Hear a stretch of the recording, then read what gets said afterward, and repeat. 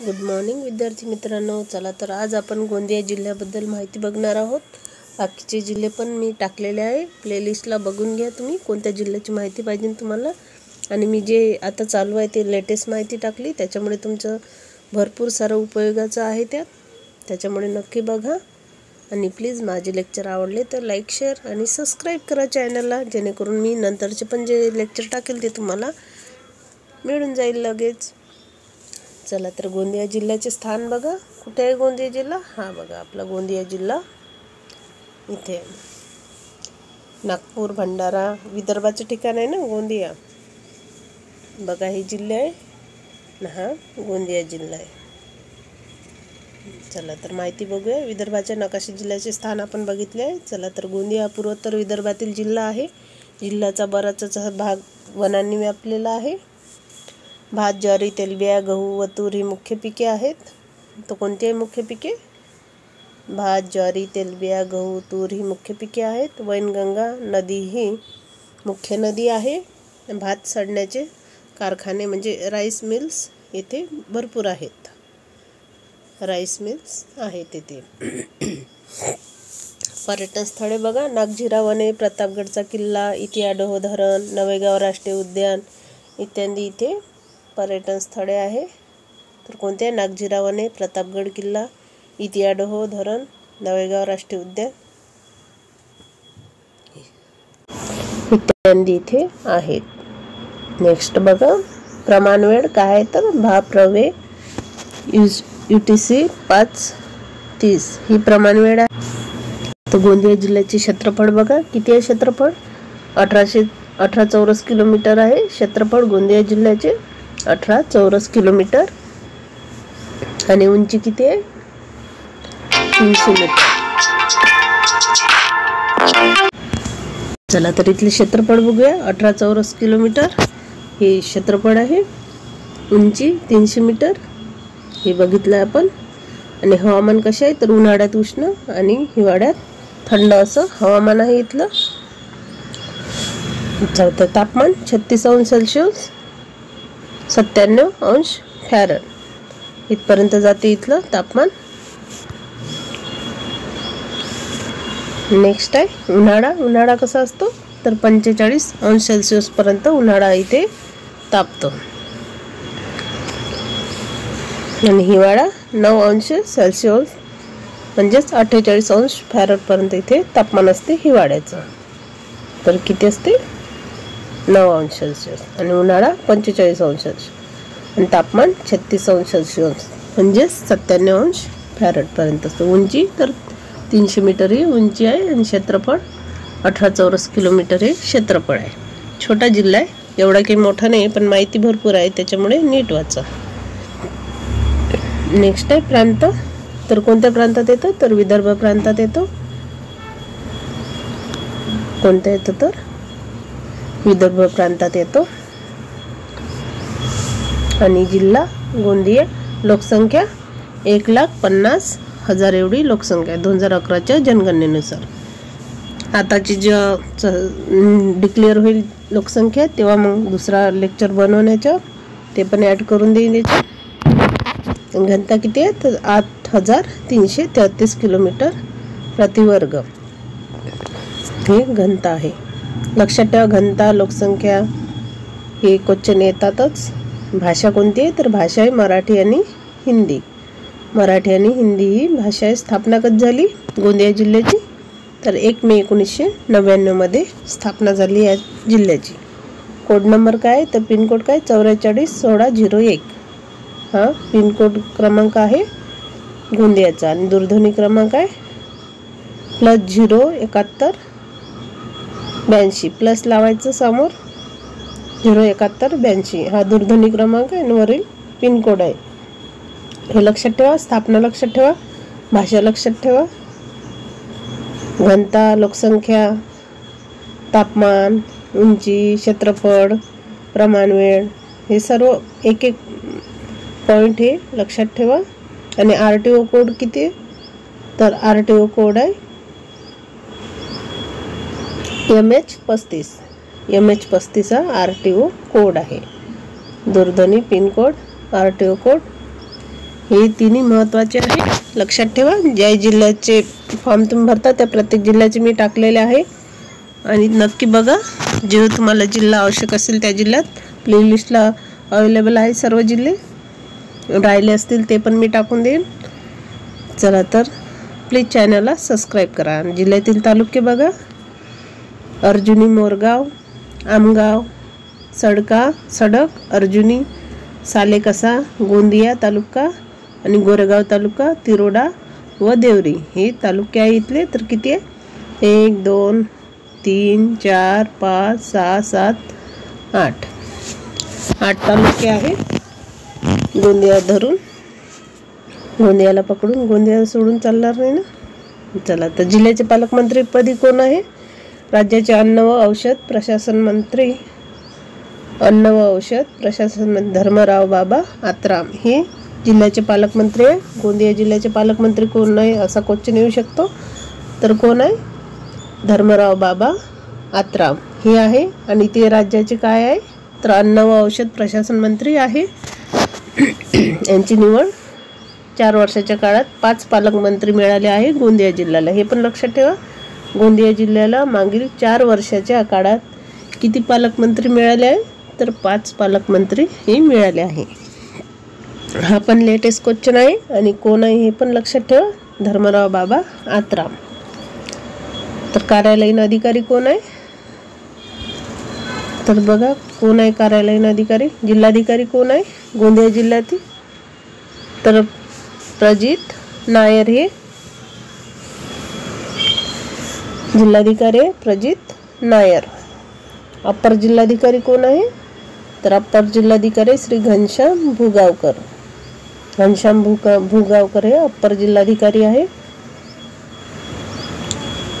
आणि जिल्हाधिकारी हे प्रजित नायर आहे.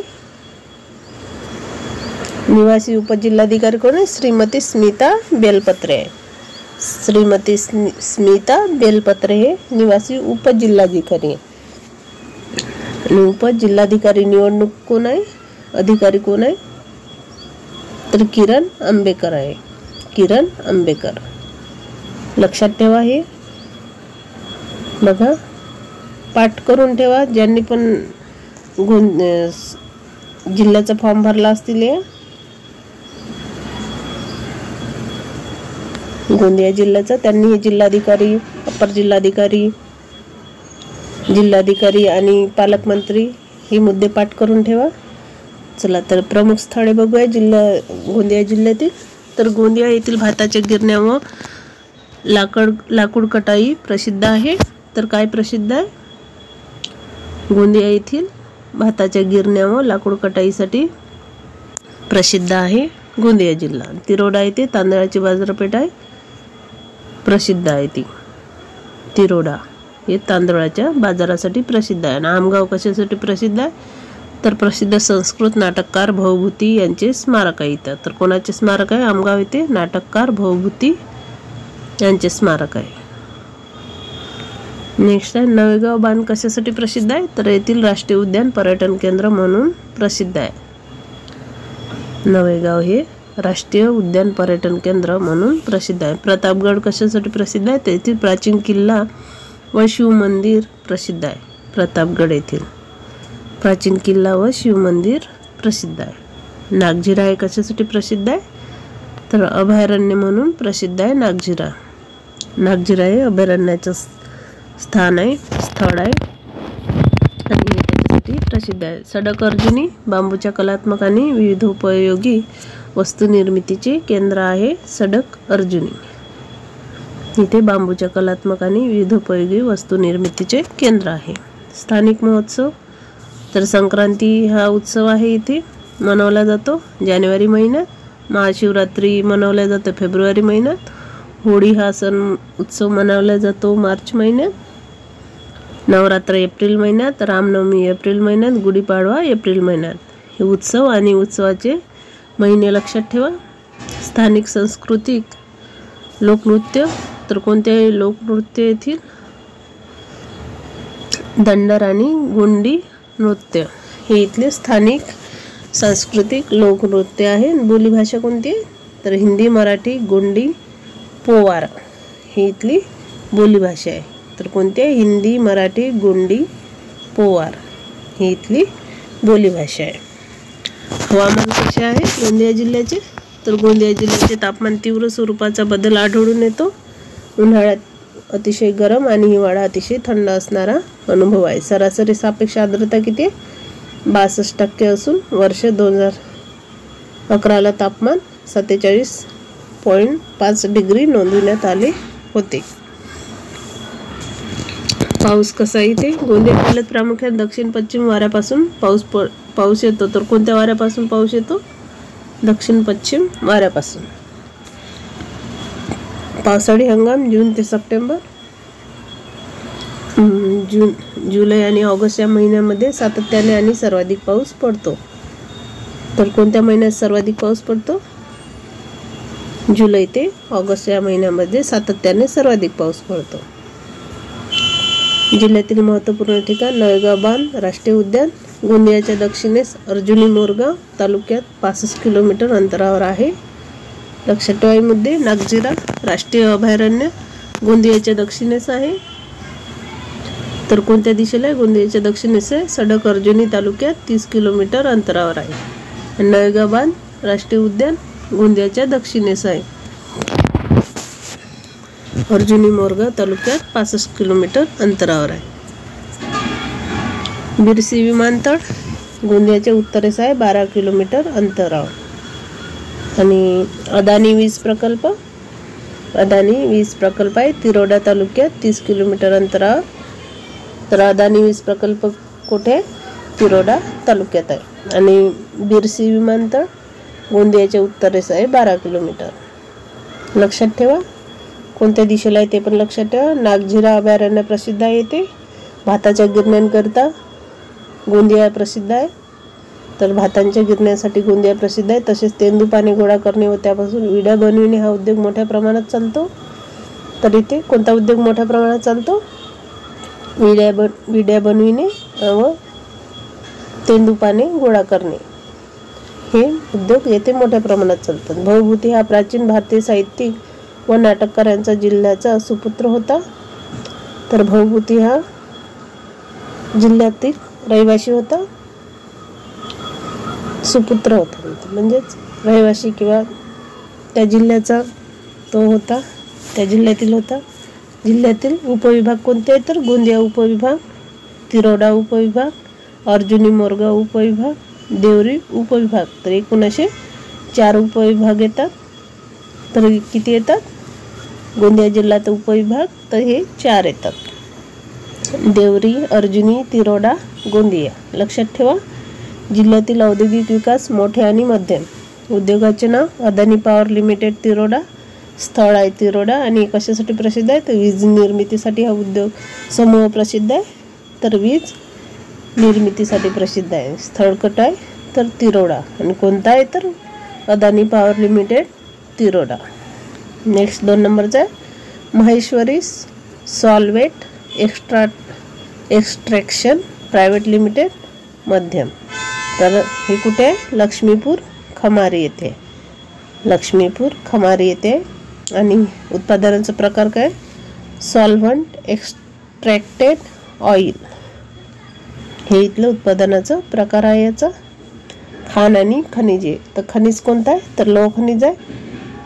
आणि कुठे सापडते? खुर्शीपार, धोबी टोला, मानेगाव, आमगाव इथे हे खनिज लोह खनिज सापडते. दुसरं खनिज काय? कॉट्रेजिट. तर खाण कुठे आहे याचे खाणी? तर वडद, गोंदिया, देवटोला, आमगाव येथे याचे खाणी सापडतात. गोंदिया जिल्ह्यात पूर्वी भंडारा जिल्ह्याचा एक भाग होता. तर गोंदिया जिल्हा हा पूर्वी कोणत्या जिल्ह्याचा भाग होता? तर भंडारा जिल्ह्याचा भाग होता. गोंदिया जिल्हा महाराष्ट्राच्या ईशान्य दिशेला आहे. कोणत्या दिशेला आहे? तर महाराष्ट्राच्या ईशान्य दिशेला आहे गोंदिया जिल्हा. पूर्वी कोणत्या जिल्ह्याचा भाग होता? तर भंडारा जिल्ह्याचा भाग होता. मध्य प्रदेश व छत्तीसगड राज्यालगत आहे. तो कोणत्या राज्यालगत आहे? मध्य प्रदेश व छत्तीसगड. गोंदियाचे क्षेत्रफळ 5431 चौरस किलोमीटर आहे. लोकसंख्या आहे 12,00,000.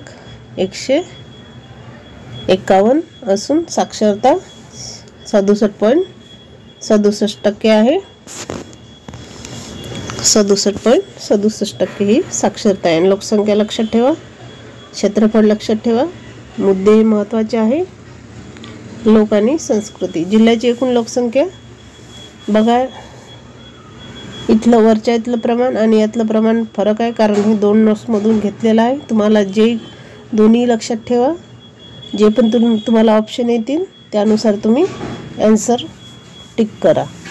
जिल्ह्यातील एकूण लोकसंख्या 13,22,635 आणि त्यात 6,62,656 हे पुरुष आहे आणि महिला किती आहे तर 6,59,964 हे महिलांचे प्रमाण आहे 2011च्या जनगणनेनुसार. बघा, हे लोकसंख्या लक्षात ठेवा, पुरुष लक्षात ठेवा प्रमाण, महिलांचे प्रमाण लक्षात ठेवा. लोकसंख्येची घनता किती आहे तर 253 चौरस किलोमीटर आहे. जिल्ह्यातील आदिवासी समुदायाची स्वतःची अशी संस्कृती आहे. ते परसापेन या देवाची उपासना करतात. तर आदिवासी समुदायाची इथे एक संस्कृती आहे आणि त्यांचं परसापेन ह्या देवाची ते उपासना करतात. तर कोणत्या देवाची उपासना करतात? परसापेन. ते शुभ प्रसंगी आणि नवीन पिके येतात तेव्हा रेला हे नृत्य करतात. तर कोणते नृत्य करतात तर रेला हे नृत्य करतात. तर कोणत्या वेळी करतात? शुभ प्रसंग असला आणि नवीन पिके शेतातली येतात किंवा शेतात उगवतात तेव्हा हे नृत्य करतात आणि त्याचं नाव आहे रेला. रेला हे नृत्य आदिवासी समुदायात लोकप्रिय नृत्य आहे. ढोल नृत्य हे सुद्धा लोकप्रिय आहे. आदिवासींचे मुख्य उत्सव होळी, दशहरा आणि दिवाळी हे मुख्य उत्सव आहेत. आदिवासी घनदाट जंगलात राहतात. हे लक्षात ठेवा. अत्यंत उपयुक्त असे पॉईंट आहे. रेला नृत्य, आदिवासींचे नृत्य ते कधी करतात? इतर समाजातील लोक गणपती, दसरा, दिवाळी आणि होळी हे सण प्रामुख्याने साजरे करतात. जिल्ह्याच्या काही भागात लोक नाटकांमध्ये भूमिका बजावण्यास इच्छुक असतात. दिवाळीनंतर किंवा इतर सणानिमित्त सांस्कृतिक कार्यक्रमाचे आयोजन करण्यात येते. गोंदियाला अतिप्राचीन अशा हिंदू, बौद्ध, जैन संस्कृतीचा वारसा लाभलेला आहे. तर कोणत्या संस्कृतीचा वारसा लाभलाय?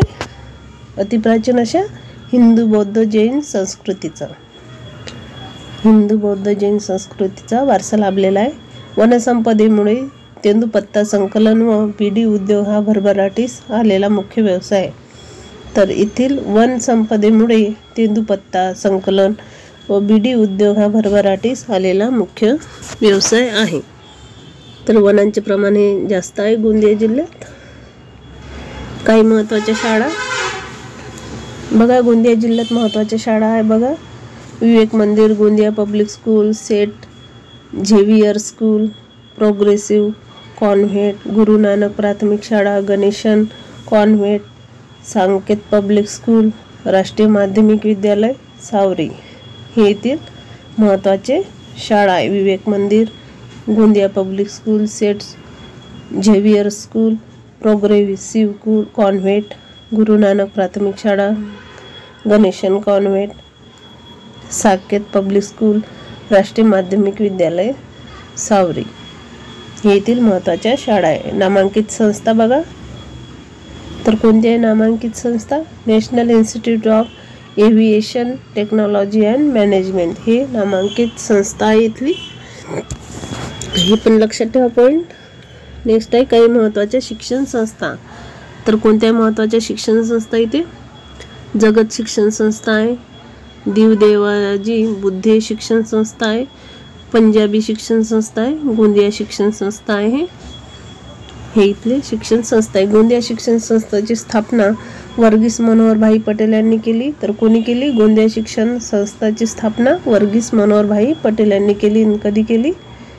तर 8 डिसेंबर 1958 केली. आणि कुठे केली? तर गोंदिया येथे केली. गोंदिया शिक्षण संस्था विदर्भात नावाजलेली संस्था आहे आणि ही संस्था ही विदर्भात नावाजलेली आहे. गोंदिया संस्थेचे मुख्य उद्देश कोणते? तर चला बघूया. उच्च शिक्षणासाठी कॉलेजेस सुरू करणे, पुस्तके आणि नियतकालिकांचे प्रकाशन करणे, विद्यार्थ्यांसाठी राहण्यासाठी वसतिगृहाची व्यवस्था करणे हे इथले मुख्य उद्देश आहे. वाहतूक व्यवस्था कशी आहे तर मुंबई कोलकाता हा राष्ट्रीय महामार्ग क्रमांक 6 या शहराजवळून जात असल्यामुळे दळणवळणाच्या पुष्कळ सोयी गोंदिया शहरात उपलब्ध झाल्या.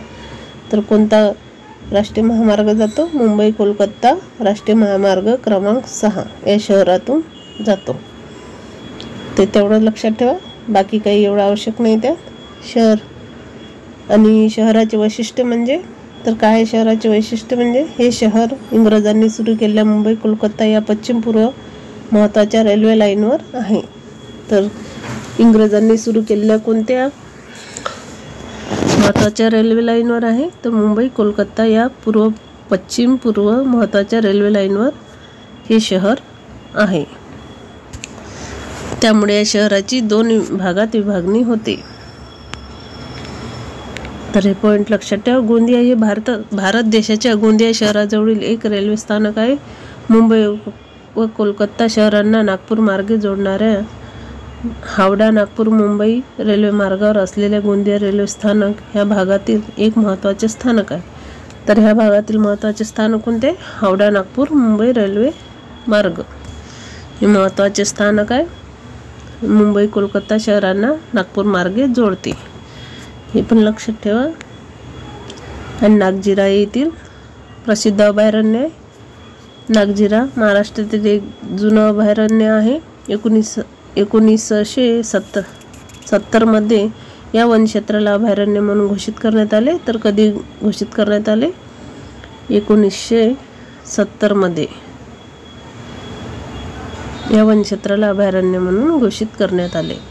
त्यानंतर 40 वर्षात घेतलेल्या काळजीमुळे आज नागझिऱ्याचं जंगल खऱ्या अर्थानं फोफावलेलं आहे आणि भारतात एक उत्कृष्ट अभयारण्य म्हणून ओळखलं जात आहे. ह्या अभयारण्याचे क्षेत्र सुमारे 153 किलोमीटर असून हे अरण्य दक्षिण उष्णकटिबंधीय शुष्क पानगळी जंगल आहे. शुष्क पानगळी पण आहे आणि 153 किलोमीटर त्याचं क्षेत्र आहे, हे लक्षात ठेवा. दक्षिण उष्णकटिबंधीय शुष्क पानगळी जंगल आहे. येथील घनदाट वृक्षराजीमध्ये कमालीचे वैविध्य आहे. आणि कसल्या पद्धतीचे इथे वन आहे हे लक्षात ठेवा. तर काय? उष्णकटिबंधीय शुष्क पानगळीची जंगल आहे. आणि यामध्ये कोणते कोणते झाडे आढळतात तर साग, येन, बिजा, साजा, तिवस, धावडा, हलदू, अर्जुन, बेडा, तेंदू, सेमल, जांभूळ, चारोळी, आवळा, कुसुम अशी उंच वाढणारी आणि घनदाट पानोरा असणारी झाडं आहेत. गुडवेल, पळसवेल, कांचनवेल या वेलींच्या प्रजाती आहेत. तर वेली कोणत्या इथे?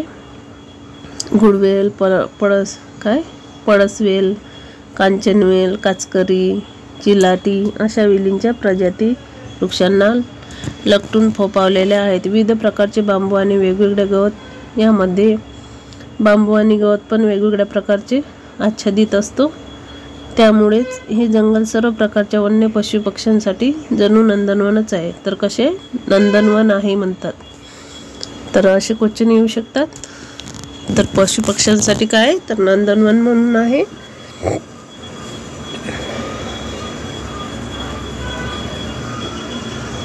पानगळीचे जंगल आहे, घनदाट झालं. विविध प्रकारचे वन्य पशु, सरपटणारे प्राणी. तर कशा पद्धतीचे प्राणी येथे आढळते? सरपटणारे पक्षी, फुलपाखरं पाहावयास मिळतात. तसंच स्तन प्राण्यांपैकी वाघ, बिबटे, रानगवे, सांबर, चितळ, निलगाय, अस्वल, चांदी, अस्वल, रानकुत्रे, डुक्कर, चौसिंगा, तरस, लोण, कोल्हा, लांडगा, साळींदर, उडणारी खार, खवल्या, मांजर इत्यादी प्राणी इथे आढळतात. तर हे सर्व प्राणी लक्षात ठेवा, संख्येने पाहायला मिळतात. यासाठी हे अभयारण्य प्रसिद्ध आहे नागझिरा. चला तर आपण A to Z माहिती बघितली आहे गोंदिया जिल्ह्याबद्दल. नेक्स्ट जिल्हा आपण भंडारा बघू. आणि प्लीज चॅनल हा सबस्क्राईब करा आणि शेअर करा तुमच्या मित्रांना, जेणेकरून त्यांना पण ही माहिती मिळेल. आणि ही सर्व लेटेस्ट माहिती आहे, त्याच्यामुळे तुम्ही हा लेक्चर नक्की बघा. चला तर थांबवते.